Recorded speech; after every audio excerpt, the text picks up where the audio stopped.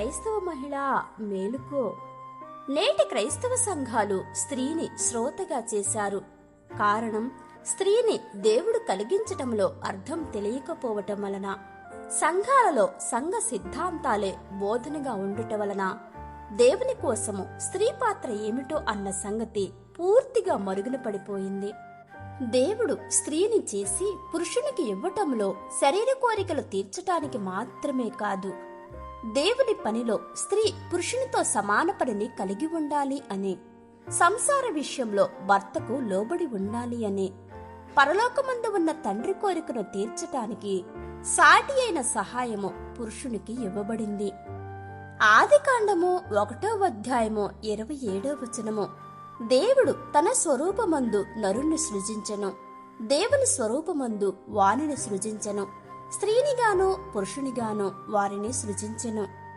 దేవుడు ఆదిలోనే స్త్రీనిగాను పురుషునిగాను చేసి వ్యత్యాసాన్ని చూపిస్తున్నప్పుడు స్త్రీగా దేవునికి చేయవలసిన కార్యక్రమములు ప్రత్యేకముగా ఉన్నట్లు ఈ వాక్యములో మనకు కనిపిస్తూ ఉన్నది.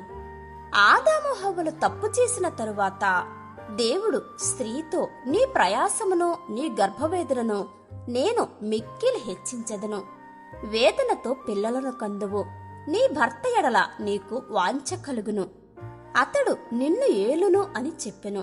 పిల్లలను కందువు అంటే స్త్రీ పిల్లలను కని ఉండిపోమ్మని కాదు, పిల్లలను కని దేవుని కోసము పెంచాలి. ఆదాముతో దేవుడు, నీ బ్రతుకు దినములు అన్నీ ప్రయాసముతోనే పొలములో పంట పండిస్తావు. దేవుడు ఈ మాట అన్నందుకు ఆదాము ఉత్తమ రైతు అయిపోవాలి అని కాదు, పంటను పండించుకుంటూ కుటుంబాన్ని పోషించుకుంటూ భార్యను పిల్లలను దేవునిలో పెంచాలి అన్న దేవుని సంకల్పము మర్చిపోకూడదు. స్త్రీ పిల్లలను కనాలి, వారిని తల్లిబడిలో నుండి బడిలో చదివించటము కాదు, వారిని దేవుని భక్తిలో పెంచాలి. అయితే తల్లి అజాగ్రత్త వలన, మొట్టమొదటే తల్లి పెంపక లోపం వలన హవ్వకు పుట్టిన కయ్యూను హంతకునిగా మారిపోయాడు. తల్లిదండ్రుల సంరక్షణలో పిల్లలు దైవజ్ఞానాన్ని నేర్చుకునకపోవటం వలన బడిలో నేర్చుకున్న జ్ఞానము మనిషిని మృగముగా మార్చింది. కయ్యూనును హంతకుడిగా చేసింది, నరహంతకుడిగా మార్చివేసింది. విద్య లేనివాడు వింత పశువు అన్నారు. దీనికి వ్యతిరేకముగా విద్య ఉన్నవాడు అంతకన్నా పశువు అనుట తప్పటం లేదు. దేవుడు మనలను మనుషులుగా పుట్టించినా వారిని తల్లిదండ్రులు మనిషిగా పెంచితే గొప్పతనమేముంది? వారిని దేవునిగా పెంచినప్పుడే మనమంతా దైవత్వాన్ని సంతరించుకుంటాము. చిన్ననాటి నుండి పిల్లలకు వాక్యము అనే ఉగ్గుపాలతో పెంచకపోవటం వలన కపటము లేని బాలురు బాల నేరస్తులుగా కటకటాల పాలవుచున్నారు. కారణం, దేవుని శిక్షణలో పెంచకపోవటం వలన మానవ శిక్షలోనికి వెళ్లిపోతున్నారు. ఎఫెసీయులకు రాసిన పత్రిక 6వ అధ్యాయము 4వ వచనము, తండ్రులారా, మీ పిల్లలకు కోపము రేపక ప్రభువు యొక్క శిక్షలోనూ బోధలోనూ వారిని పెంచుడి. బాలుడు నడవవలసిన త్రోవను వారికి నేర్పించాలి. అన్నప్రాసన రోజున ఏ వస్తువును ముట్టుకుంటాడు అని వస్తువులను పెట్టి చూడటము కాదు, వాక్యము అను త్రోవను వారికి చూపించాలి. పిల్లవాడికి నేర్పించవలసినది నడకే కాదు, నడవడికను కూడా నేర్పించాలి. తల్లి బ్యాగ్ తగిలించుకొని ఉద్యోగము చెయ్యటము కాదు, దేశాన్ని పరిపాలించటము కాదు, పురుష అధికారాలలో జోక్యము చేసుకోవటము కాదు, అందాల పోటీలలో పాల్గొనటము కాదు, ఆభరణాలు అలంకరించుకోవటము కాదు, సత్క్రియల చేత తమ్మును తాము అలంకరించుకుంటూ ఆత్మీయ అభివృద్ధికి సహకరించాలి. స్త్రీని ఫ్యాషన్ షోలు ఇవ్వటానికి కాదు దేవుడు పుట్టించింది, టీవీలో శారీ యాడ్స్ ఇవ్వటానికి కాదు, వార్తలు చదవటానికి స్త్రీని పుట్టించలేదు. దేవుని వార్త ప్రపంచానికి అందించాలి. దేవుని వాక్యము ప్రకటించవలసిన స్త్రీ సంఘములో మౌనముగా ఉండమని పౌలుగారు ఎందుకన్నారు? ఈ మాటను బట్టి నేటి కాపరులు సంఘములో స్త్రీ మౌనముగా ఉండాలి అని, ఏమైనా నేర్చుకొనగోరినెడలా ఇంట తమ తమ భర్తలను అడగవలను అని, పబ్లిక్ లో స్టేజ్ పై వాక్యము బోధించకూడదు అని స్త్రీల మూతికి ప్లాస్టర్ను నేటి పాస్టర్లు వేసి ఇంటికి దీపం ఇల్లాలుగా సంఘములో మౌనముగా చేశారు. స్త్రీలు సంఘములో మౌనముగా ఉండవలను. వారు లోబడి ఉండవలసినదే కాని మాటలాడుటకు వారికి సెలవలేదు. ఈలాగు ధర్మశాస్త్రము చెప్పుచున్నదే. 1 కొరింథీ పత్రిక 14:34 ఈ మాటలు చెప్పి సంఘాల్లో స్త్రీల నోళ్లు మూయించేస్తున్నారు. సంఘములో స్త్రీ మౌనముగా ఉండాలి అనుకుంటే సంఘములో స్త్రీ ప్రార్థించకూడదు. సంఘములో బోధకుడు ప్రార్థన చేసినప్పుడు స్త్రీలు ఆమేన్ అని అనకూడదు.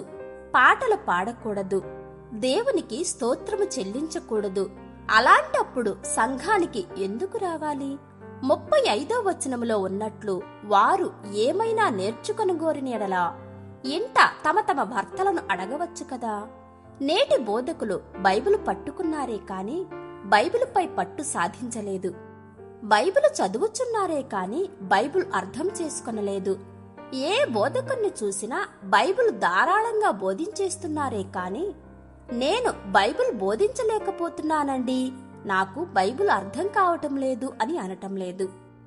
నేడు చదువులేనివాడు కూడా సంచి తగిలించుకొని బైబిల్ అందులో పెట్టుకొని బోధకుని వేషం ధరించుకొని కోటి విద్యలు కూటి కొరకే అన్నట్లు 1,01వ విద్య అయిన బైబిల్ కూడా కూటి కోసమే బోధిస్తున్నాడు. అన్నింటికంటే కష్టమైన విద్య బైబిల్ విద్య అని మర్చాడు. ఈ లోకములో మనుషులు వ్రాసిన పుస్తకాలు ఎన్నో ఉన్నాయి. Chemistry, physics, botany, zoology, mathematics, civics, science, Indian history, world history, Indian geography, ఇలా చాలా పుస్తకాలు ఉన్నాయి. చాలా మందికి ఫిజిక్స్ అర్థము కాదు, మ్యాథమెటిక్స్ అర్థమైతే హిస్టరీ అర్థము కాదు. ఇలా అన్ని సబ్జెక్ట్స్లలో పండితులైన వారు ఉండటము చాలా కష్టము. అన్ని సబ్జెక్ట్స్ అందరికీ తెలుసా అని ఆలోచిస్తే ఎవరో అరిస్టాటిల్ లాంటి వారికి లేక ఇంకా ఎవరో ఉండవచ్చును. ఈ పుస్తకాలు అన్నీ మనుషులు వ్రాసినవి. మనుషులు వ్రాసిన పుస్తకాలు మనుషులకి అర్థం కాకపోతే బైబిల్ అనేది దేవుడు వ్రాయించిన పుస్తకము. ఇది అంత ఈజీగా ఎలా అర్థమవుతుంది? బైబిలు అన్నింటికంటే కష్టమైనది. మనిషి వ్రాసిందే మనుషులకు అర్థం కాక పాసవలేక అవమానంతో ఆత్మహత్య చేసుకుంటున్నారు. క్రైస్తవులు వారానికి ఒక్కరోజు అనగా ఆదివారము 1 గంట గుడిలో బైబిలు చదివితే అర్థమవుతుంది అంటారా? అందుకే ప్రపంచంలో ఏ పుస్తకాన్ని అయినా ఎప్పుడైనా చదవవచ్చు. కాని బైబిల్ను దేవుడు దివారాత్రములు ధ్యానించుము అన్నాడు. చాలా మంది ఏమంటారంటే ఆదికాండము నుండి ప్రకటన గ్రంథం వరకు చాలాసార్లు చదివేశానండి అని అంటారు. అయితే బైబిల్ చదివేవారు ధన్యులు అని అనలేదు, ధ్యానించువారు ధన్యులు అన్నాడు. బైబిల్ చదివితే అర్థం కాదు, ధ్యానించాలి. దీనినే ఇంగ్లీష్లో మెడిటేషన్ అన్నారు. దివారాత్రము ధ్యానించమంటే దివారాత్రము ప్రార్థించేవారు నేడు ఎక్కువైపోయారు. బైబిల్పై అనుభవం సంపాదించి సత్యవాక్యాన్ని సరిగా విభజించాలి. 2వ తిమోతి పత్రిక 2వ అధ్యాయము 15వ వచనము, దేవుని ఎదుట యోగ్యునిగాను సిగ్గుపడనక్కర్లేని పనివానిగాను సత్యవాక్యమును సరిగా విభజించువానిగాను నిన్ను నీవే దేవునికి కనపరుచుకొనుటకు జాగ్రత్తపడుము. సత్యవాక్యమును సరిగా విభజించమన్నాడు అంటే దేవుని వాక్యాన్ని ముడి పదార్థముగా అనగా రా మెటీరియల్ గా పొందుపరిచి మన ముందు ఉంచాడు అని అర్థము. బైబిలులో బోటనీ ఉంది, బైబిలులో పిండోత్పత్తి శాస్త్రము ఉంది, బైబిలులో జువాలజీ ఉంది. ఇలా సకల శాస్త్రాలు ఈ 66 పుస్తకాలలోనే దాగి ఉన్నాయి. ముడి పదార్థముగా ఉన్న వీటిని విభజించి బోధించేవాడు దేవునికి కావాలి. ఆదిలో జరిగిన దాన్ని గూర్చి ఆదికాండములో ప్రారంభించి చివరి పుస్తకమైన ప్రకటన గ్రంథములో ఆయా కాలాల్లో జరిగినవి, జరగబోయేవి, జరుగుచున్నవి వ్రాయించి ముగించాడు. దీనిని ప్రకటించేవారు, విశ్లేషించేవారు దేవునికి అవసరము. కాలము, సమయము, సందర్భము ఎవరికి, ఎప్పుడు, ఎందుకు అని ఆలోచించి అవగాహన చేసుకుని బైబిలులో ఉన్న వాక్యాన్ని విభజించాలి. ప్రభుత్వము ప్రింట్ చేసి ఇస్తున్న టెక్స్ట్ బుక్స్ అర్థం చేసుకోవటానికే బడి అవసరము. ట్యూషన్ కూడా అవసరమైతే ప్రభు వ్రాయించి ఇచ్చిన బైబిలు నేర్చుకొనుటకు నేర్పించువారు ఎవరి అవసరమూ లేదు అంటారా? అపోస్తల కార్యములు 8వ అధ్యాయము 28వ వచనం నుండి 30వ వచనము వరకు ఫిలిప్పు దగ్గరికి పరిగెత్తుకొని పోయి అతడు ప్రవక్త అయిన యెషయా గ్రంథము చదువుచూ ఉండగా విని, నీవు చదువుచున్నది గ్రహించుచున్నావా అని అడుగగా, అతడు ఎవడైనను నాకు త్రోవ చూపుకుంటే ఎలాగూ గ్రహించగలను అని చెప్పి, నాకు తెలుపుము అని నపుంసకుడు ఫిలిప్పును వేడుకొనెను. ధనాగారమంతటికి ఫైనాన్స్ మినిస్టర్గా ఉన్నటువంటి నపుంసకునికి చదువుచున్న యెషయా గ్రంథము అర్థము కాక ఫిలిప్పును అడిగితే, బైబిలు అర్థం చేసుకోవటము ఎంత కష్టమో ఆలోచించండి. నక్షత్రాల మధ్య దూరాన్ని చూడాలి అంటే హబుల్ టెలిస్కోప్ కనుగొన్నారు. సూక్ష్మజీవిని పరిశీలించాలి అంటే మైక్రోస్కోప్ కనుగొన్నారు. వైరస్ లాంటి వాటిని చూడాలి అంటే ఎలక్ట్రానిక్ మైక్రోస్కోప్ కనుగొన్నారు. ప్రతి వస్తువును పరిశీలించాలి అంటే పరికరము ఉండాలి. మరి దేవునిని పరిశీలించి ప్రజలకు తెలియజేయాలి అంటే హబుల్ టెలిస్కోప్ తో చూస్తే దేవుడు కనిపించడు. బైబిల్ టెలిస్కోప్ ద్వారానే దేవుని వాక్యము అర్థం చేసుకోవాలి.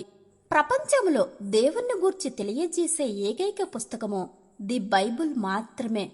బైబిలులో ఉన్నది దేవుని మనస్సు అని గ్రహించాలి. దేవుని మనస్సు అని